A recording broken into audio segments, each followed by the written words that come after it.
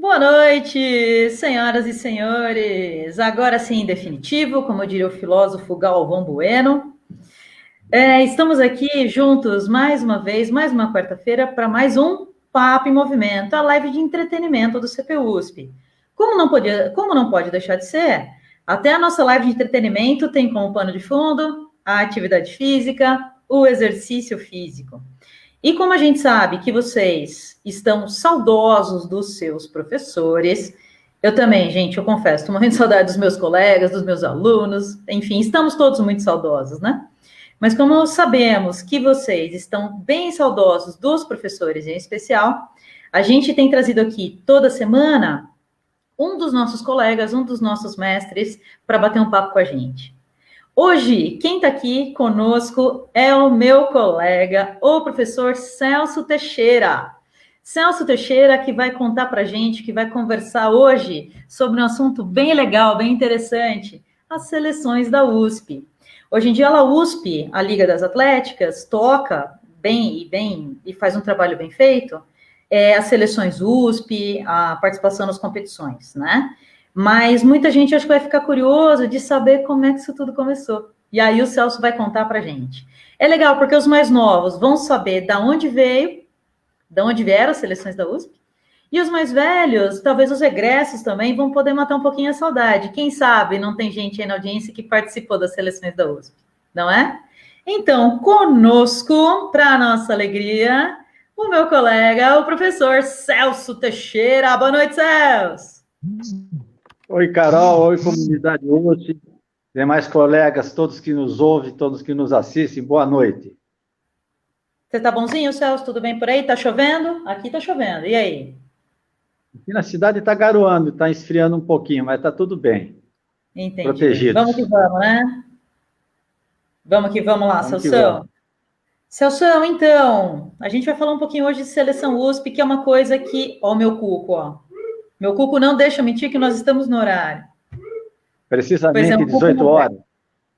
Precisamente 18 horas. Mas é um cuco moderno, tá? Não tem passarinho de verdade, não. Ele é super ecológico. Ele é a pilha mesmo. Ô, Celso, e a gente vai falar hoje um pouquinho de seleção da USP, que é uma coisa que você conhece. Você trabalhou com isso pouquinho tempo, não foi? Uns meses, não foi? Particularmente na nossa seleção de atletismo, ela durou exatamente 20 anos. A gente começou a primeira turma em 82 e encerramos trabalhos quando a pista ficou demasiado desgastada em 92, mas durante 20 anos a gente fez trabalho ininterrupto com a seleção de atletismo. Bons tempos. Poxa, então eu achei que eram uns meses, achei que era pouquinho tempo, foram 20 anos, Celso. Mas teve seleções que duraram mais. É mesmo, Depois a gente dá alguns detalhes durante o nosso com bate-papo. certeza. Acho que a pessoa vai ficar bem feliz, viu? Bem feliz mesmo. O Celso, para a gente começar aqui, para a gente aquecer, né? Professor de educação física não pode falar em nada, que tudo é aquecimento, né? Parte inicial. Você se formou na EFE, você fez USP também, né? Quando você se formou? Eu formei em 76. Quando eu comecei na USP, o prédio ainda não era parte da cidade universitária. Ele funcionava lá no ginásio de Ibirapuera. Depois, no último ano, a gente foi transferido com o término da construção da escola de educação física, a gente foi para parte integrante da cidade universitária, me formei lá, então, em 76. Que legal. Pois é, muita gente não sabe, né? Que antes da EFE estar no campus, o campus da cidade universitária deve estar fazendo uns entre 40 e 50 anos, eu acho, né, Celso? Por aí, né? Muita gente não sabe que a educação Bom, física era no Ibirapuera, no ginásio no Constâncio, né? No complexo ali. Que bacana. Somos históricos, né, Celso? Olha universitário, só. Diga, um pouquinho de histórico, por também favor. pouca gente sabe. A cidade universitária está nos planos do governo do estado desde a da década de 30, mas ela só foi inaugurada mesmo, a cidade universitária, em 68. Mas mesmo já antes dos anos 60, já se começaram a fazer algumas construções. Então, no começo dos anos 60 já tinha a reitoria, já tinha algumas instalações, já tinha a escola, a faculdade de letras que funcionava nas colmeias e outras construções. Talvez alguns estranhem até a universidade ter um complexo esportivo do porte de uma Vila Olímpica, que não é nenhuma universidade federal nem particular no Brasil tem, mas foi tudo uma questão de logística. Nossa cidade universitária foi beneficiada porque já no final dos anos 60 e começo dos anos 60, a ideia era fazer uma Vila Olímpica para sediar os Jogos Pan-Americanos de 63. Não chegou os Jogos aconteceram em São Paulo, mas pouca coisa se fez na USP. Os alojamentos do CRUSP, que é o bloco de vivência hoje dos moradores e estudantes, serviu para alojar alguns atletas na época, e o CPUSP, embora não fosse conhecido como CPUSP, era mais conhecido como CREP, Centro de Recreação e Esporte, teve a condição de sediar algumas atividades. Até teve uma vantagem nisso, porque foi um trabalho bem feito nos Jogos Pan-Americanos de 63, e o Brasil e São Paulo ganhou a chance de sediar os Jogos Olímpicos de 71. Então, o CPUSP recebeu outro incremento, coisa que não é normal fazer tanto investimento em praça esportiva. Infelizmente, nos anos 70, 71, teve uma coisa parecida com o que acontece hoje, mas só no Brasil, teve um surto de meningite no Brasil, e que solicitou das autoridades esportivas a transferência dos Jogos Pan-Americanos de 71.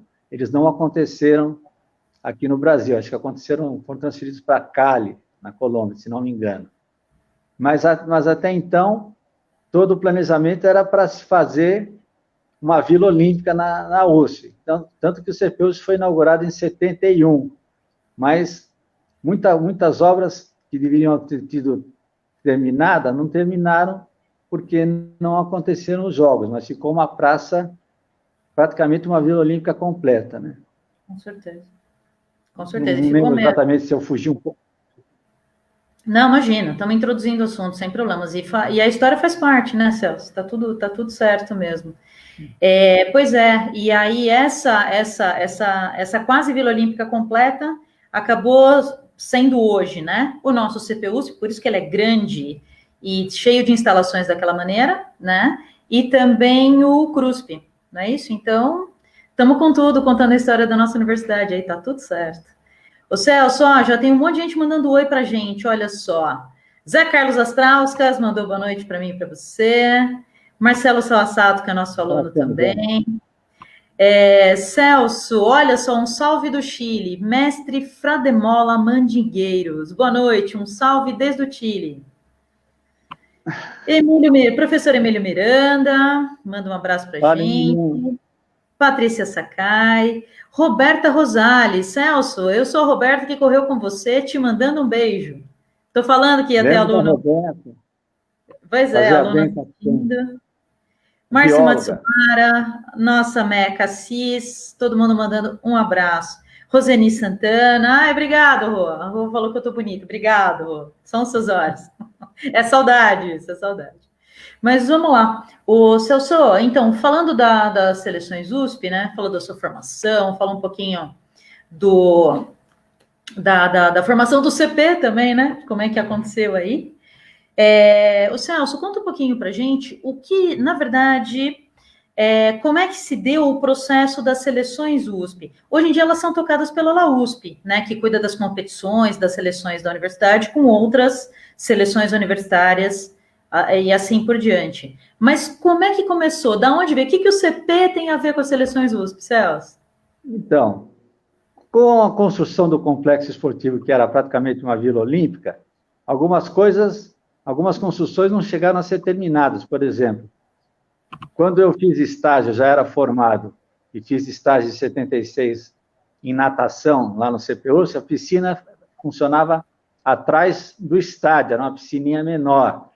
As instalações, as fundações do projeto aquático lá do CPUSP já tinham as fundações, mas não tinha encanamento, não tinha hidráulica. Ela passou a inaugurar, se não me engano, as nossas piscinas só em 77 ou 78 que passou a funcionar. Mas tinha uma praça completa ali de atividades. E o primeiro diretor do CPUSP, o professor Boaventura, que foi indicado pela reitoria para cuidar da nossa praça esportiva, fez convite para os professores da escola ministrarem cursos no CPUSP. Os primeiros professores que foram, então, professores do CPUSP iam lá completar sua carga horária, ainda não tinha, assim, contrato de professor para o CPUSP. Eram professores da escola. Então, o Clodoaldo veio formar a turma de futebol, veio o Zé Guilmar Marim fazer a turma de basquetebol, veio a Yumi começar uma turma de ginástica. A maioria eram professores convidados, o Catalano no judô.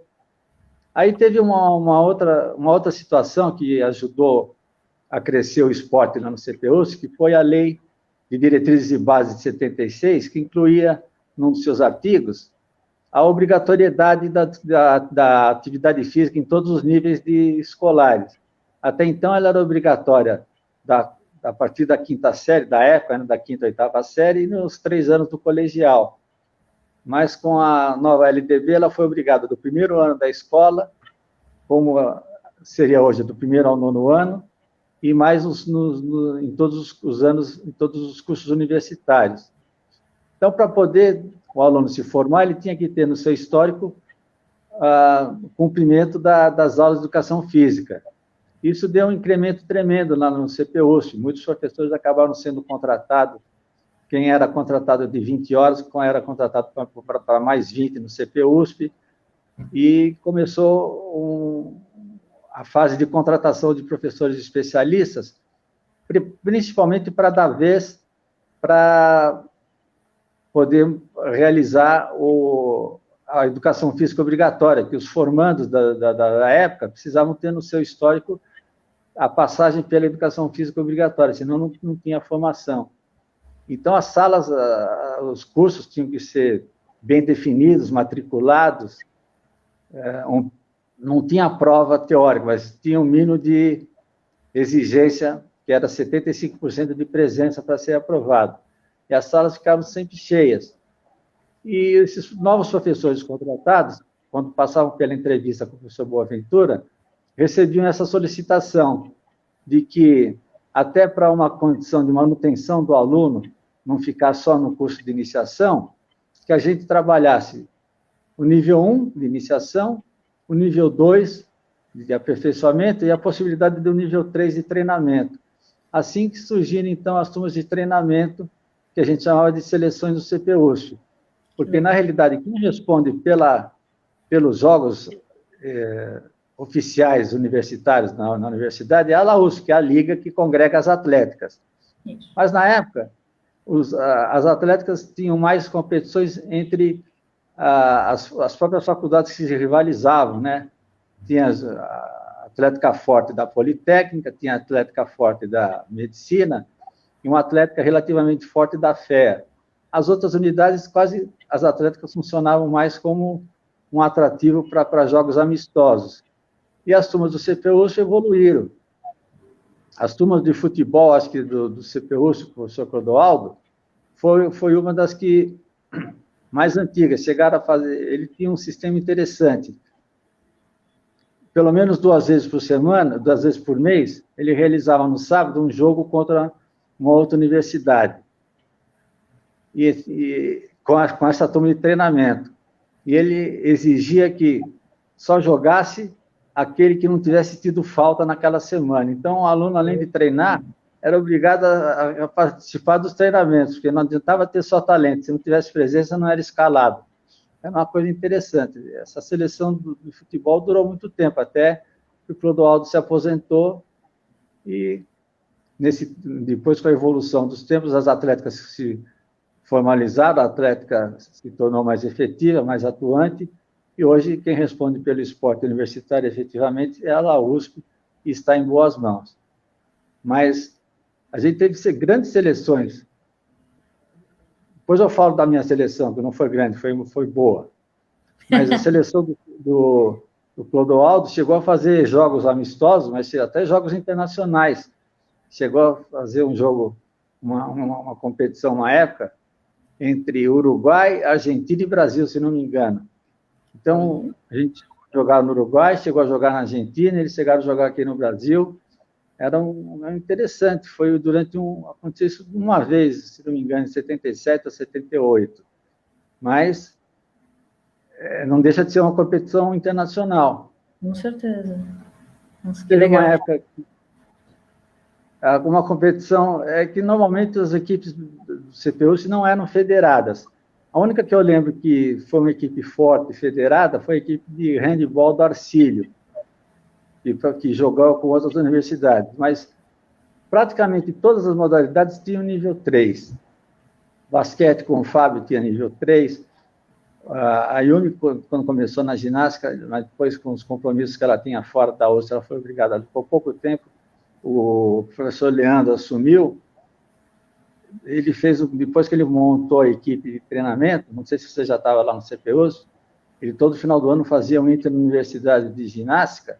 Sim. E realizou durante 25 anos. Ele já estava até na época de aposentar e falou: vou esperar fazer a 25ª para me aposentar com o jubileu de prata das competições de engenharia. É uma competição muito bonita. Lembro disso. Disso eu lembro, sim. Você falou do Clodoaldo, né? Te cortando um pouquinho, você falou do professor Clodoaldo, desse critério dele, né? Só joga no sábado, quem estiver vindo nas 2 aulas da semana, é a cara dele esse tipo de critério, né, Celso? Clodoaldo era um professor muito interessante, muito bacana, assim. Saudades do grande mestre Clodoaldo, né? Era assim que a gente chamava ele? Eu pude trabalhar com ele também. Uma delícia. O Celso, você falou algumas modalidades, né? Então, as seleções da USP a gente tinha iniciação, a gente tinha o nível 2 e tinha o nível 3 dos alunos, né? Esse nível 3 começou a treinar mais vezes na semana, e aí se tornaram as seleções da USP para competir. Da iniciação fazia parte todas as pessoas que participavam da disciplina. Como que era o número da disciplina, Celso, que eu nunca me lembro? Da disciplina obrigatória. Se não me engano, era 640. Isso, se não me engano. Acho que era isso mesmo. Que depois o aluno, para quem não sabe, Celso lembrou uma coisa bacana. Era obrigado a cursar um semestre de qualquer modalidade esportiva no CPUSP. Então, vocês podem imaginar, se as turmas são cheias hoje, vocês podem imaginar naquela época com essa obrigatoriedade, né? Então, não era difícil, né, conseguir um pessoal bom para as seleções, para treinar mais vezes na semana e chegar aí nesse nível de seleção. Mas lembrando que era sempre nível universitário, tá, gente? Mesmo porque todo mundo tinha que estudar, né? O Celso, você tocou aí você tocou em algumas modalidades. Então, a gente tinha a seleção de handebol, de atletismo, de basquete. Remo, a gente pode considerar a seleção USP também? Não, olha, na realidade, eu, se não me engano, todos os professores tinham nível 3. Certo. Remo, particularmente, acho que era a única que disputava competições federadas, porque, além dele poder ceder o espaço para os outros clubes usar a raia, que é a única raia oficial em São Paulo, os rios agora não podem mais remar, que estão todos deteriorados, né? Sim. Mas o Remo podia competir só podia competir com outras entidades clubísticas, porque não tem, que eu saiba, até hoje não tem nenhuma faculdade, universidade que treina Remo, né? Quem treina Remo é só clube. Então, a equipe do CPU, embora seja composta de universitários, ela tem que competir com atletas federados. Eu acho que é o único caso no CPUs que faz competições federadas com atletas federados e não universitários, é a turma de Remo. Agora, tem outras equipes nível 3 que fazem só competições internas. Tem nível 3 de capoeira, tem nível 3 de judô, mas eles não fazem competições externas. Assim como tem nível 3 de musculação, que não participa de competições. Sem problema. Que não participa de externas. Uma época, a gente chegou até a fazer campeonato de levantamento de peso, mas isso em caráter intra-USP. As seleções de quase todos os professores, as seleções, o nível 3 de quase todas as seleções, participavam de competições amistosas. Certo. Algumas traziam bastante efeito para manutenção das equipes. Uma que era muito legal de participar era uma que a gente chamava de Intercamp USP, que era entre os campos do interior. Fazia um rodízio, uma vez em São Paulo, uma vez em Ribeirão Preto, uma vez em São Carlos, uma vez em Bauru. Qual a outra que eu esqueci? Bauru, São Carlos, Piracicaba. Quando fechava o ciclo, começava de novo. E tinham competições que eram comuns. Natação, basquete, futebol. Mas alguns variavam de acordo com o local. Se determinada Cefés do interior não tivesse uma determinada modalidade, não fazia. Mas o tênis, por exemplo, que o nível 3 treina e compete no ranking interno do CPUSP, chegou a participar do Intercampo uma época. Outra competição que era muito legal de participar, mas aí só participavam rapazes, não podia participar meninas, era o Internave USP, que era a USP contra a Universidade de São Paulo. Legal. A gente chegou a fazer várias edições. Uma vez a gente fazia na Escola Naval do Rio, outra vez fazia aqui em São Paulo. Uma vez na Escola Naval do Rio, outra vez aqui em São Paulo. A perpetuação dessas atividades dependia muito de quem era, na época, o diretor do CPUSP, que alguns eram mais ligados, favoreciam o aspecto esportivo, outros eram menos interessados. Então, quando tinha um diretor que não se interessava muito por competição, era mais difícil arrumar verba para transporte, para lanche, para hospedagem. Quando tinha alguém que era mais simpático, era mais fácil. Agora, de qualquer forma, era sempre difícil para o CPU a manutenção de seleção ou de turmas de treinamento, porque tinha que manter uniforme, verba para transporte, verba para acomodação. Então, hoje em dia, as atléticas têm mais facilidade nesse sentido. Por isso que a gente mantém as turmas de nível 3, a maioria ainda, né, tem nível 3, mas em competições só internas. Verdade. O Celso, você falou você adivinhou, era a minha próxima pergunta sobre os campeonatos. Então, o mais comum, né, assim, que vocês chegaram a participar, então o Intercamp, né, que tinha todo ano, né, você está contando, me fugiu o nome agora. Internave USP.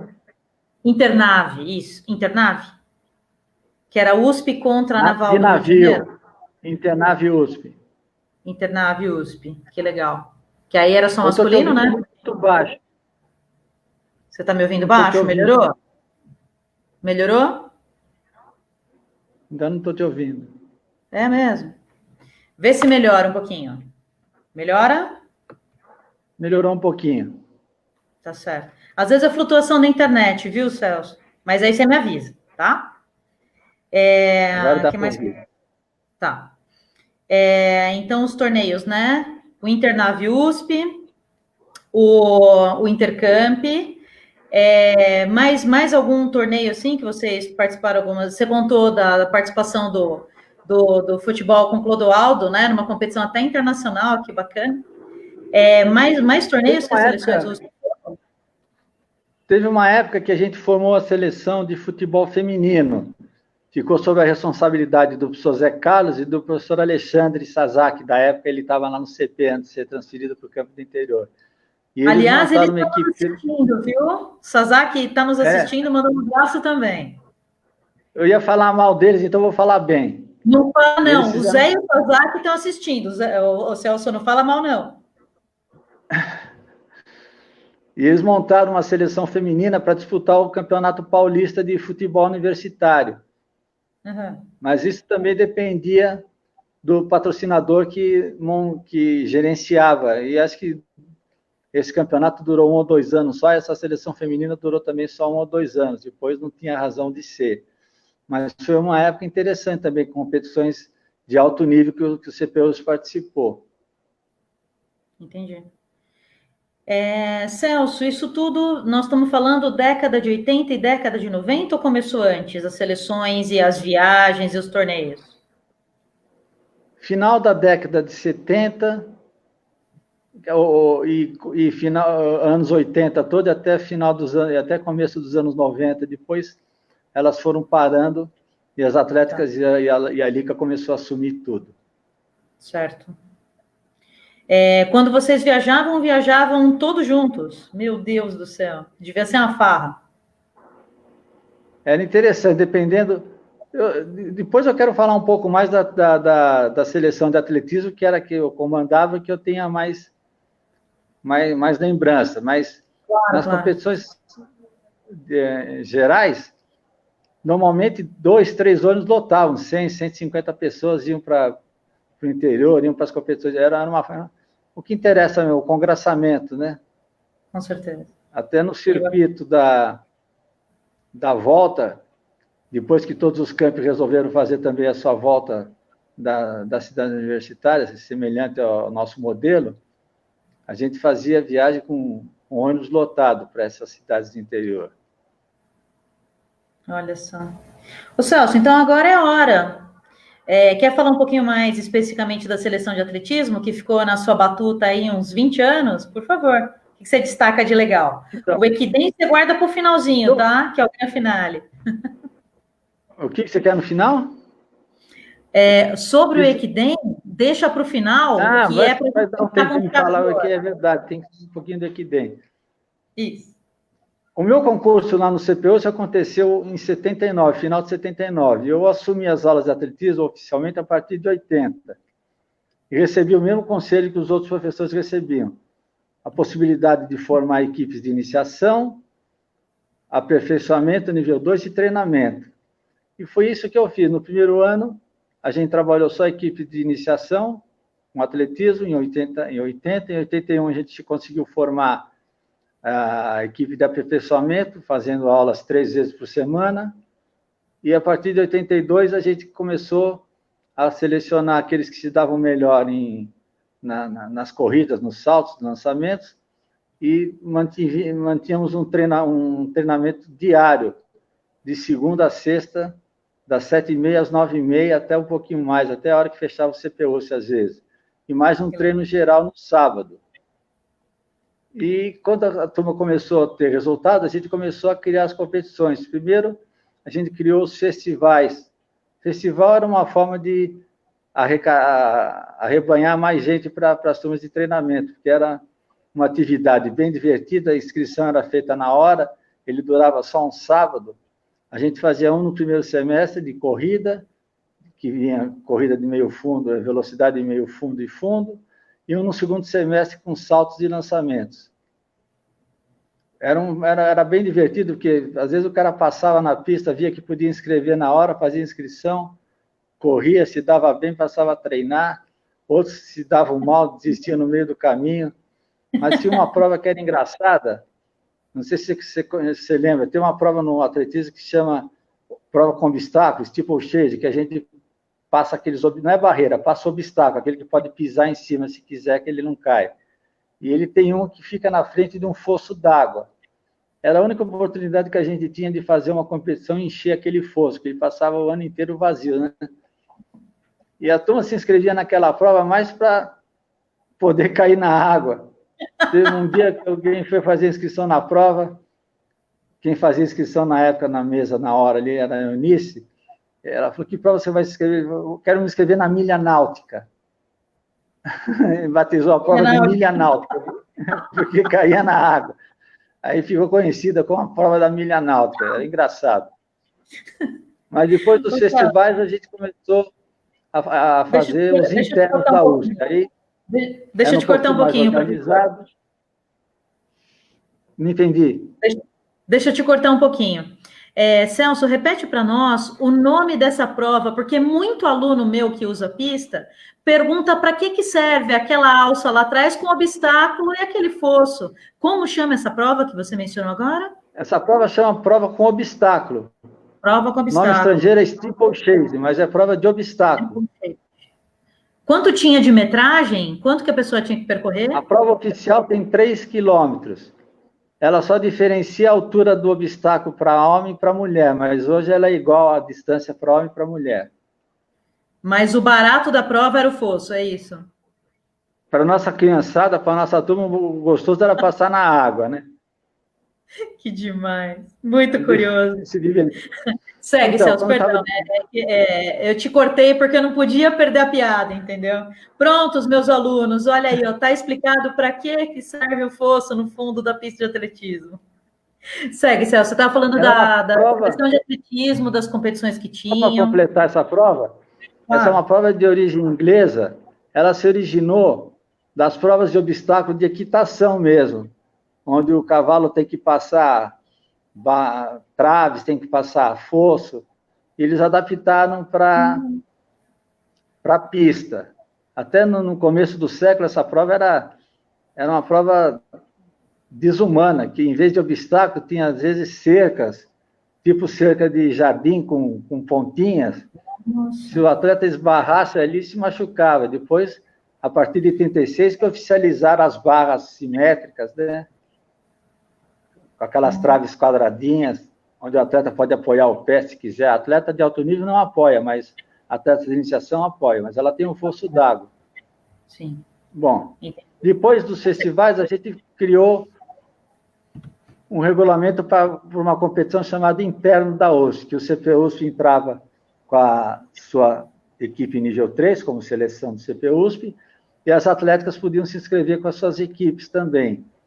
Ela era mais organizada, porque ela acontecia durante um sábado e um domingo, um final de semana inteiro, mas as inscrições iam até quarta-feira, para que na quinta e na sexta a gente tivesse tempo de organizar as chaves, as provas com mais atletas que tinham que ter preliminar, semifinal, final, as provas que tinham menos atletas para poder fazer uma final por tempo, uma final direta.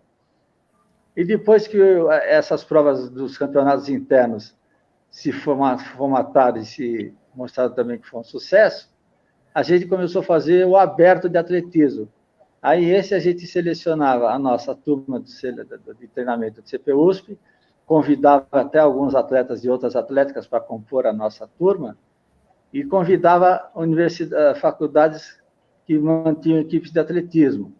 A gente chegava a chamar 5 universidades de fora, nem sempre vieram, as que mais vieram para os nossos encontros foram a Universidade Paulista de Medicina na época, que hoje é a Federal, veio sempre a Universidade de Mogi das Cruzes, veio sempre o Mackenzie, e às vezes veio também a Universidade de Santa Amaro, a Universidade de São Judas.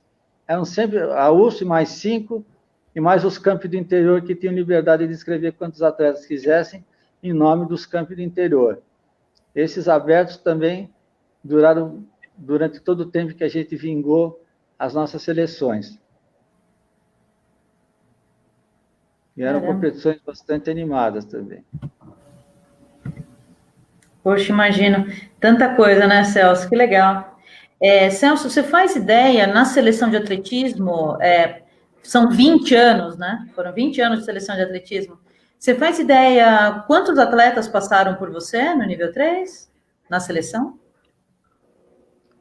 A gente tem que levar em conta o seguinte, o aluno que entra na USP, normalmente, se ele já tem um clube onde ele treina, se ele consegue tempo, ele continua treinando pelo clube, porque a universidade não oferece nenhuma benesse, e ela também não dá bolsa para atleta. Então, quando o atleta, alguém tem vontade de treinar e procura o CPUSP, ele tem que começar do zero. E é mais difícil você poder formar um atleta de alto nível, de alto rendimento, a partir de 18, 19, 20 anos.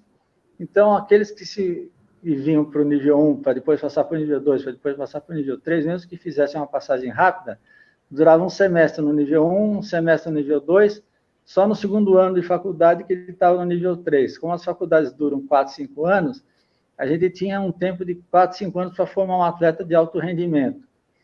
E não eram todos que conseguiam fazer isso. Alguns atletas atingiram bons resultados. Eu imagino que aqueles que treinaram pelo menos 3, 4 anos, pelo menos uns 100, 150, mas dos que se matricularam nos cursos de nível 3, foram centenas. Centenas. Agora, a gente chegou a ter resultados expressivos para a categoria universitária USP. Né? Eu lembro de um atleta do direito, o Fernando, que também passou pelo nível 1, não sabia nada de atletismo, mas gostou do salto em altura, chegou a passar 1,95 m índice de universidade é muito bom.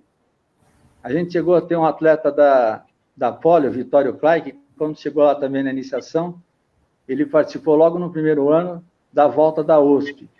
Chegou a fazer mais de 40 minutos na volta. E ele falou, um dia eu ainda vou ganhar essa prova. E ele treinava assiduamente. E no último ano da faculdade, no 5º ano que ele participou, ele ganhou na categoria universitário. Foi masculino 3º ou 4º geral, mas universitário USP, universitário geral, ele foi primeiro, com 33 minutos, alguma coisa assim. É um índice muito bom para quem treinou só 3, 4 anos. Legal. É bastante. O Edielson Félix, também quando chegou lá, no primeiro teste que ele fez de 100 metros, fez acima de 13 segundos. E depois, em competição, ele chegou a fazer 11,3. O Manuel Sanetti, que era um atleta bolsista de Angola, chegou também fazendo 13, 14 minutos. Depois de 2 anos de treino em velocidade, chegou a cravar 11,1. No 100 metros? Resultados expressivos. Nossa, bastante. Parece marca olímpica, né? Não chega a ser marca olímpica, mas é marca muito boa para o universitário. Para o universitário? Poxa, que bacana. A Maria Lúcia Cocato, ela quando apareceu para treinar, ela queria treinar porque ela falava que tinha dor na perna. Não sei se você lembra dessa menina, uma menina alta, pernas longas. Eu até falei, melhor você treinar velocidade ou salão. Ela queria treinar fundo. Foi uma das mais assíduas, treinou quase 10 anos, mas chegou a fazer a volta para 37 minutos. Isso é quase um pouquinho acima de 3,30 por quilômetro. Teve muita gente com resultado bem expressivo para a categoria universitária. Que legal. Olha só, Celso, uma coisa que eu acabei de saber. A Mé Cassis, Maria de Lourdes, né, nossa colega, mandou um comentário aqui que está embaixo aqui da nossa tela. Ó. Eu treinei com o professor Celso para fazer a prova de final de ano na Paulista, a São Silvestre. Olha só, Mel, não sabia não. Que bom, parabéns. Parabéns para você e para o Celso. Que legal. A gente tinha alguns compromissos com as turmas de corrida de fundo. Uma era a participação na volta da USP e outra era a participação da corrida na São Silvestre. A Mé, não vou falar a idade dela, mas ela chegou a participar da São Silvestre à noite, quando a corrida era à noite ainda. Ô, Celso, isso entrega a idade da pessoa. E ela correu muito bem. Figura, e correu bem também. Celso, falando em correr fundo, falando em Malu, né? Celso, nós vamos pôr a cerejinha do bolo na nossa conversa, no nosso papo aqui. Celso, o que a seleção de atletismo teve a ver com o Equidem? Em primeiro lugar, conta para a gente um pouquinho que competição, qual o esquema, o que era o Equidem, o famoso Equidem? O Equidem é uma prova de revezamento de rua muito tradicional no Japão. Numa das vezes que eu estive à frente da equipe, eu ouvi do palestrante, como o palestrante falava em japonês e a nossa tradutora passava para o português, talvez eu tenha entendido errado, mas eu acredito que não. Ele comentava sobre a tradição das provas de revezamento no Japão, que eles têm registro de uma prova de revezamento masculina que aconteceu em 1917. Não. Foi a primeira que eles têm registro oficial, quer dizer, eles já fazem revezamento de rua há mais de 100 anos, então. E eles têm revezamento de tudo quanto é categoria, tem masculino, tem feminino, tem universitário, tem misto, tem profissional, tem de alto nível, tem de estreante, tem de estudante. Isso depende do patrocinador que quer vingar a prova. A que a gente participou, que a gente foi convidado, era para o Campeonato Mundial Universitário de Corrida de Rua de Equidem feminino. Então, tinha que ser feminino, tinha que ser universitário, e dentro da categoria do universitário, além do universitário, tinha que obedecer às regras de competição universitária, que é até 28 anos só, depois de 28 não é considerado universitário, mesmo que você esteja na universidade. Certo. E foi um tempo que a gente conseguiu um volume de meninas para treinar muito grande, porque era uma oportunidade de fazer uma viagem para o exterior, coisa difícil, né, para para a universidade para fazer isso, porque as despesas de hospedagem, de alimentação e de transporte, de avião, tudo era tudo mantido pelo Japão, e foi um tempo áureo das corridas de fundo femininas. A gente conseguiu muitas meninas para treinar naquela época. O convite, a primeira participação da Universidade de São Paulo aconteceu em 82. Chegou o convite na reitoria, a reitoria mandou para o CPUSP, se não me engano, na época o diretor do CPUSP era o Daniel. E ele viu no convite básico o interesse da USP em participar de uma corrida internacional no Japão. É óbvio que ele devolveu isso para a reitoria, falou, como é que o USP vai pagar a aviação, o avião, né? Para o Japão não interessa. Aí o Japão devolveu esse convite para a Escola de Educação Física. Lá houve mais interesse no detalhe, e o pessoal da Escola de Educação Física entrou em contato com o consulado japonês para saber como é que acontecia essa competição, e descobriu que era tudo de graça. O transporte, avião, hotel, alimentação, era tudo custeado pelo patrocinador japonês, se não me engano era a Rádio ABC do Japão. Então a escola ficou encarregada de organizar essa prova, e ela fez isso durante 8 anos, de 82 até 90. 89, 90, até 90. Em 91, quando o diretor do CPUSP foi o Medalha, e ele era um grande incentivador do esporte, ele resolveu trazer o Equidem para nós, para o CPUSP. E aí a gente estabeleceu todo um novo padrão. A gente fez um regulamento aberto, com eliminatórias que eram abertas a todos os participantes, desde que seguissem a orientação, fosse regularmente matriculada num curso universitário, tivesse menos de 28 anos, e participasse das eliminatórias. Como as distâncias nessa prova do Japão variavam distâncias curtas, médias e longas, a menor que se fazia no Japão, naquela época, era 3 quilômetros. A maior era de 7,5 km. Então, a gente estabeleceu 4 eliminatórias, 2 na pista, uma de 3, uma de 5, e 2 no Bosque da Física, uma de 6 e uma de 8. A tendência era separar as 2 melhores de cada prova para pegar as 8 melhores. Porque a vaga era para 8 meninas e mais 2 acompanhantes, um era o técnico, o outro era o chefe da delegação. A equipe formada, então, de 10. E mais a obrigação de participar da volta da USP. Então, só depois da volta da USP é que a gente selecionava realmente as 8 meninas melhores.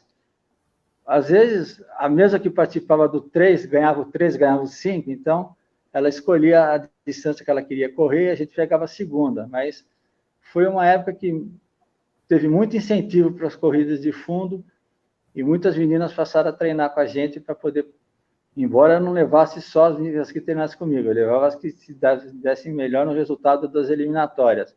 Mas a gente teve muito incentivo e foi um tempo muito legal para as meninas que competiam. Celso, então o Equidem era uma grande corrida de revezamento no Japão, é isso, né? E a nossa acontecia na cidade de Osaka, mas em toda a cidade tinha participação, tem várias. Que legal. Eu não sei se ainda acontece essa. Que meninos percorriam? Qual distância que as atletas percorriam? Ou 3 ou 5? Distâncias variadas. As 2 primeiras edições que a gente fez, ela tinha 37 quilômetros. Então, tinha a distância de 3, de 5, de 6, de 7. Nas outras 2 edições, que a gente participou, 91, 92, 93, 94. A de 91 e 92 eram 37 quilômetros, a de 93 e 94 era de 39 quilômetros. E parece que, a partir da 13ª, ela ia passar para 40, até chegar na distância da maratona, mas a gente, depois de 94, não participou mais. Ela tinha um regulamento interessante, bem simples, quer dizer, além de vários detalhes, o que interessava era o seguinte, eram 30 participantes, 20 eram equipes japonesas e 10 eram equipes estrangeiras. As 2 equipes japonesas que ficassem por último eram desclassificadas e chamavam-se outras 2 faculdades.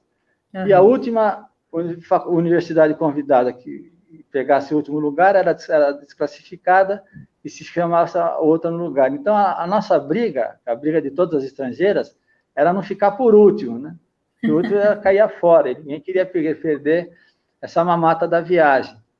Mas ganhar a prova era uma coisa impossível. Quando você chegava lá no Japão e participava dos congressos técnicos, eles até sorteavam 2 ou 3 para explicar o treinamento. Uma vez a gente mandava um esboço do treinamento da sua equipe naquele ano, para todos os técnicos compararem. A gente via o treinamento das outras equipes.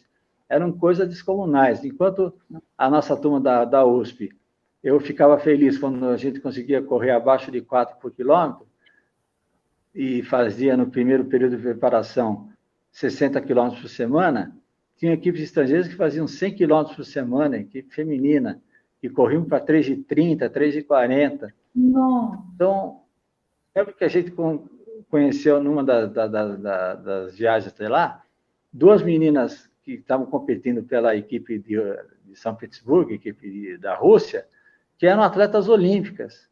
Então, não dava para pensar em ganhar da Rússia, da Coreia, da China, de San Diego. Eram equipes comparadas a nossas, embora não fossem equipes profissionais, era como se fosse uma equipe profissional contra uma amadora. A gente brigava com igualdade de condições com Itália, com Austrália, com Inglaterra. A ideia era não ficar... Eu sei que a nossa primeira participação a gente ficou em 8º.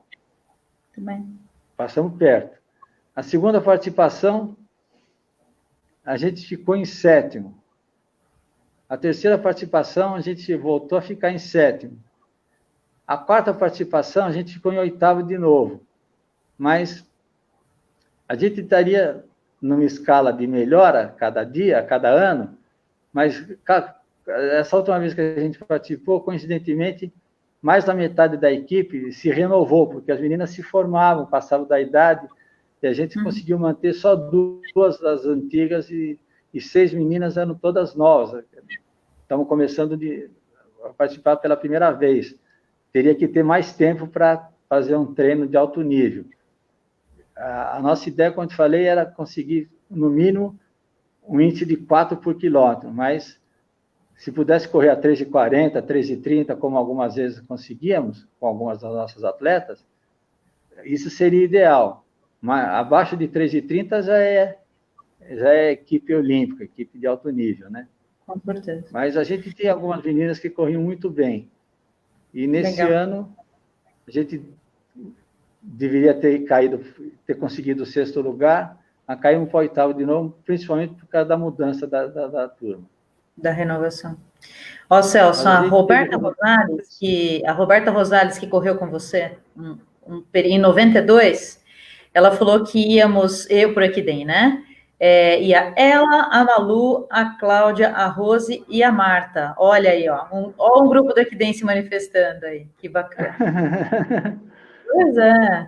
Falando em... e aí, Celso, infelizmente o nosso tempo está encurtando aqui. É sempre assim, quando as histórias são boas, o tempo passa depressa mesmo.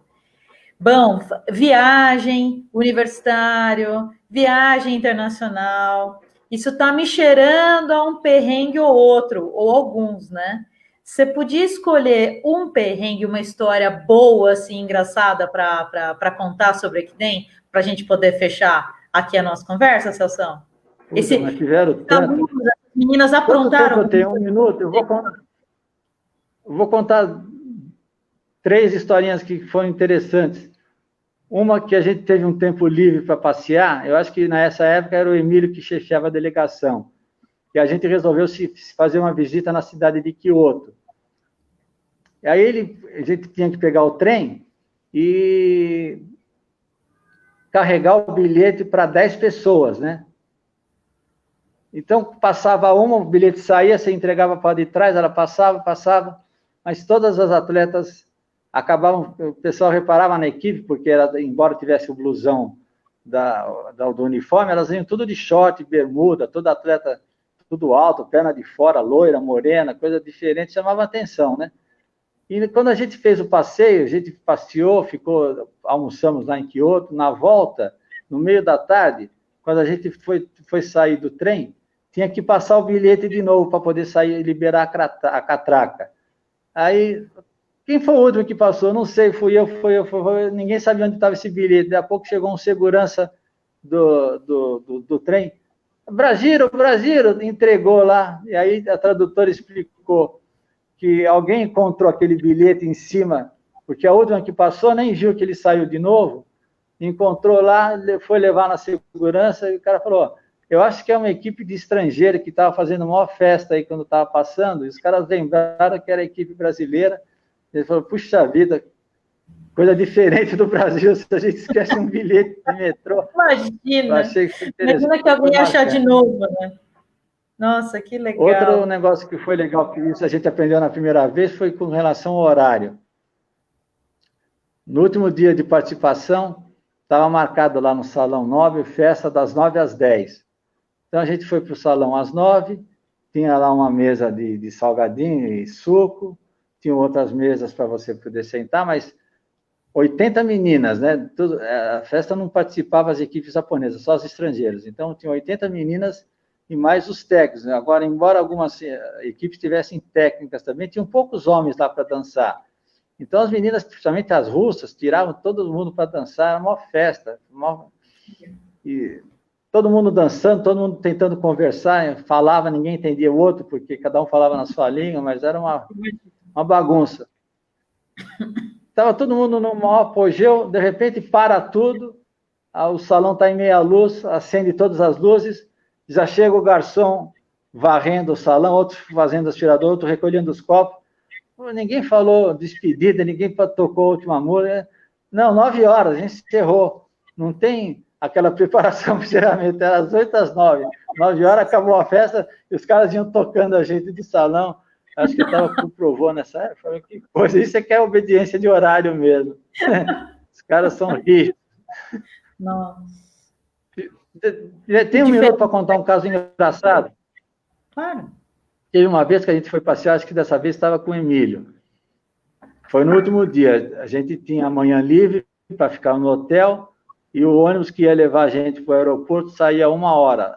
Levava a gente e outras delegações, né? Acho que a delegação americana também ia junto no mesmo voo, que a gente dava uma parada nos Estados Unidos antes de pegar o avião para o Brasil. Então, a passagem era para as 4, tinha que chegar no aeroporto às 2, o ônibus saía 1 hora, era meia hora do aeroporto, mas tudo fazendo com condições de ter vantagem no tempo. Mas como amanhã estava livre, a gente solicitou uma ida a um shopping para poder comprar algumas lembranças para a família. Aí a tradutora falou, então nós vamos sair daqui às 9, vamos chegar na cidade umas 9h30, 10 horas, quando abre o comércio. A gente fica no shopping até às 11, das 11 horas, pega o carro e volta para o hotel, deixa já tudo preparado, que é só para descer as malas, está tudo combinado. Então, era o Emílio. A gente se reuniu na porta do shopping e falou, agora cada um entra, vai para a loja que quiser, mas 11 horas, todo mundo aqui, se puder antes das 11, melhor. Aqui na porta do shopping. Aí todo mundo entrou, só que a gente não entendia bem, sobe escada rolante e desce escada rolante, quando você desce no subsolo, ele é um emaranhado de loja, e as lojas se comunicam com outros prédios de outros quarteirões, com outras lojas, com outros shoppings, e ninguém falou disso para nós. Ixi. Então, uma das meninas, quando desceu, passou pelas lojas, foi para outro shopping, quando saiu na rua, era outro lugar. E a gente não, a gente se reuniu na porta do shopping oficial, né? E lá deu 11 horas, deu 11h05, deu 11h10, o Emílio começou a ficar preocupado. O que aconteceu? Será que raptaram essa menina? A gente foi falar com segurança, até a nossa tradutora falou em português. Imagina dar um aviso num shopping japonês em português. Se você estiver falando o nome da menina, se você estiver aí com qualquer problema, bate na porta, que se você foi raptado, a gente vai te salvar. E ninguém, deu 11h15 e tal, todo mundo preocupado, até que eu tive a ideia, falei, vamos dar uma olhada em volta dos quarteirões adjacentes? De repente, ela passou por uma loja e não deu outra. Quando passou 2 quarteirões, ela estava na porta de um outro shopping ainda reclamando. A gente marca 11 horas, você chega aqui 11h20. O Emílio ficou tão aliviado que não deu tempo nem de dar bronca. Pegou um táxi, voamos para o hotel e, no fim, deu tudo certo. Mas foi um término engraçado, mas passamos um perrengue. Nós estamos rindo agora, né? Na hora deve ter sido bem tenso. Então, eram 2 shoppings que se comunicavam pelo subsolo, não pela rua. E, pelo jeito, eram os dois Não, bem pela rua parecidos. era a rua normal. Tem muito Nossa. disso lá. E ela ficou na frente esperando, achando que estava no shopping A, onde vocês tinham combinado, só que ela estava no shopping B. No dia de pegar o avião, o Ainda bem voo que de ela teve volta, paciência. nossa senhora. Nós estamos rindo agora, né, Celso? Agora tem graça, né? Na época foi desesperador. Meu Deus, posso imaginar. Muito bom. Celção, um prazer conversar com você. Muito legal saber das raízes, né, das coisas que o CP começou a fazer há tanto tempo atrás e que estão por aí até hoje, né? É super legal ver os colegas entrando aqui e mandando memórias, e mandando abraço, e comentando as coisas também. Super, super legal. Mas a gente deve isso tudo a quem fez, né, Celso? A gente deve isso tudo a vocês. Você não quer? Vou deixar um espacinho aqui para você mandar um abraço, para você se despedir de todo mundo também, que tal? Tá legal. Um abração a todo mundo que assistiu a gente, aqueles que tiveram a oportunidade de recordar um pouquinho. E lembrar que a gente tem que manter a atividade física, mesmo que tiver que fazer dentro de casa, na medida do possível. Se tiver que sair, não deixe de fazer atividade física, mas se tiver que sair, vai sair de máscara, se proteja, não fique em aglomeração, mas mantenha seu condicionamento físico, que faz parte da qualidade de vida e da manutenção da saúde. E um abraço a todos, prazer rever alguns, e tudo de bom. Até a próxima. Isso que é um professorzão mesmo, né, gente? Isso que é um professorzão mesmo. Estamos aí, né? 8 meses já de quarentena, mas o recado é sempre mesmo, né, Celso? É de atividade física, é de saúde, é de prevenção, né? Dos cuidados que a gente está habituado a ter. Isso que é professor mesmo. Está no sangue, né, Celso? Coisa boa. Professor, muito obrigada, viu, de dar esse tempinho aqui para a gente, de partilhar suas experiências aí das seleções USP com a gente. Tenho certeza que muita gente rememorou, que muita gente conheceu, outras pessoas tantas conheceram e foi show de bola. Aliás, se você, para quem chegou depois e quer assistir a live no todo, daqui a pouquinho, pessoal, ela vai estar nas nossas mídias sociais. Tá bom? Não só aqui no Facebook, mas ela vai estar no nosso canal no YouTube. Bom, vai estar com link para todo lado, tá? É só você sempre entrar pelo site do CP. Sem dúvida nenhuma, você vai encontrar. A Paulinha mandando um beijo. Bom dia, Paulinha. Não sei a Paulinha está mandando Brasil, um beijo. Se ela está na França. Pois é, ó. Paulinha mandando beijo, Mé mandando beijo, Isabel, Piné mandando um abraço, o Alessazaki também. Beijo a todos. Ih, já perdi. Tinha mais gente lá em cima, Celso. Olha só. Ai, meu Deus do céu. Se eu perder aqui, o povo vai ficar bravo. Quem mais? Quem mais? Márcia Matsubara. Olha, o Alessazaki mandou um jornal de comentários aqui. Que gracinha. O Seridano, nosso colega do CP também. Professor Emílio, Ana Cristina. Os nossos alunos, Roberto, Marcelo. O Celso é basicamente uma festa. É cada um na sua casa, mas essas lives são basicamente uma festa. Que sempre deixa a gente muito contente. É bom. O assunto foi bom, professor, está explicado por quê. Celção, obrigado. Boa noite. Saudade de vocês. Saudade de todos. Disponha. Isso daí. Gente, obrigada. Até a próxima também. Obrigado a quem acompanhou. Obrigado a quem é os comentários. Um abraço para todos, viu? Gente, um beijo e até o próximo Papo em Movimento. Até a próxima para todos. Falou, Celção. Um beijo. Até mais. Tchau, tchau.